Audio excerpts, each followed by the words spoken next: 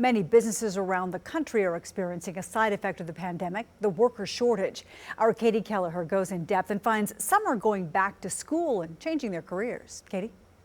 Oklahoma's unemployment rate was down to 3.2% for the month of August, the 8th lowest rate in the nation. Some of those returning to work are doing so in a new career field, while others are taking the time to go back to school. First, can I get your name and date of birth? Lily Robistow is in her first semester of the respiratory care program at Tulsa Community College, but this isn't what she originally planned to do. My grandma was a teacher, my mom was a teacher, so it sort of felt like a natural fit for me. After teaching for 2 years, Robistow moved to Oklahoma in March of last year, just as the pandemic started and everything changed. It really made me think about my priorities and what it was that made me happy. She says COVID pushed her to follow her dream of being a respiratory therapist. Once she graduates from TCC in May 2023, she'll be working in hospitals and doing what she loves in a new way. This is a career that allows me to still help people, fulfill that need, give back to my community, while also ensuring that I have a good work-life balance that was harder to achieve as a teacher. Robistow isn't alone in her career change. Pete Selden is the Vice President of Workforce Development at TCC.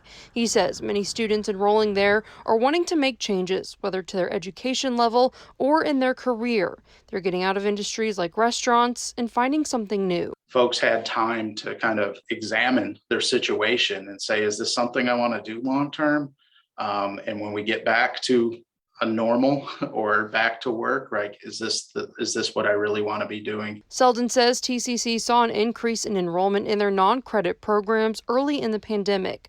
People working toward a job with a good work-life balance and better wages. If I'm going to work 40 plus hours a week, I need to have something that's going to give me a family sustaining wage, at least be able to pay the bills, not cause me to work 2 or 3, sometimes 3 jobs at a time. For those considering taking the leap into a new career, Robistow says do it. She says any short-term transition pain is worth it in the end. And thinking about those other responsibilities that you have when you return to school later in life.